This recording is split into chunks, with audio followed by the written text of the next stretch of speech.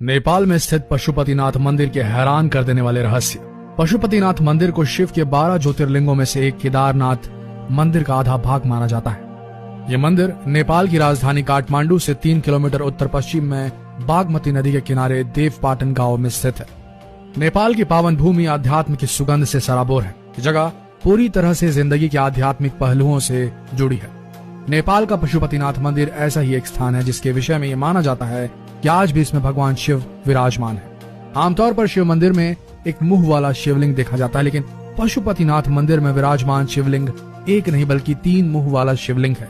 क्या आपने कभी सोचा है कि आखिर पशुपतिनाथ मंदिर में स्थित शिवलिंग ऐसा क्यों है? यदि नहीं तो हम आपको इस शिवलिंग के अद्भुत रहस्य की पौराणिक कथा बताते हैं। इस मंदिर को कुछ मायनों में तमाम मंदिरों में से सबसे प्रमुख माना जाता है।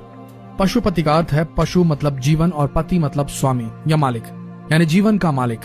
पशुपतिनाथ दरअसल 4 मुंह वाला शिवलिंग है। पूरब दिशा की ओर वाले मुख को तत्व पुरुष और पश्चिम की ओर वाले मुख को सिद्ध ज्योत कहते हैं।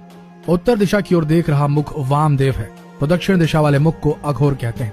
माना जाता है कि ये चारों चेहरे तंत्र विद्या के 4 बुनियादी सिद्धांत हैं। कुछ बुद्धिजीवी ये भी मानते हैं कि चारों वेदों के भी बुनियादी सिद्धांत भी यहीं से निकले थे। माना जाता है कि ये शिवलिंग वेद लिखे जाने के पहले से ही स्थापित हो गया था।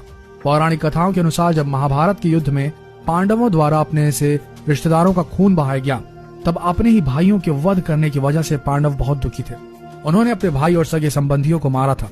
इसे गोत्र वध कहते हैं। उन्हें अपनी करनी पर पछतावा था। वह इसका निवारण करना चाहते थे। तब भगवान कृष्ण ने पांडवों को इस गोत्र के दोष से मुक्ति के लिए शिव की शरण में जाने को कहा था। ये सुनकर पांडव शिव की खोज में निकल पड़े थे। शिव नहीं चाहते थे कि उनसे जो जघन्य अपराध हुआ है उसे उनको इतनी आसानी से मुक्ति मिल जाए, इसलिए पांडवों को अपने पास देखकर उन्होंने एक बैल का रूप धारण कर लिया था और वहां से भागने की कोशिश करने लगे थे। इसे पांडव समझ गए और वे उनको पकड़ने की कोशिश करने लगे। इस भागादौड़ी के कारण शिव जमीन में लुप्त हो गए। फिर जब वो फिर बाहर निकले तब उनका शरीर 4 भागों में बट गया। कहते हैं कि तब से ही शिव के इस 4 मुख वाले शिवलिंग का अस्तित्व हुआ। विश्व में 2 पशुपतिनाथ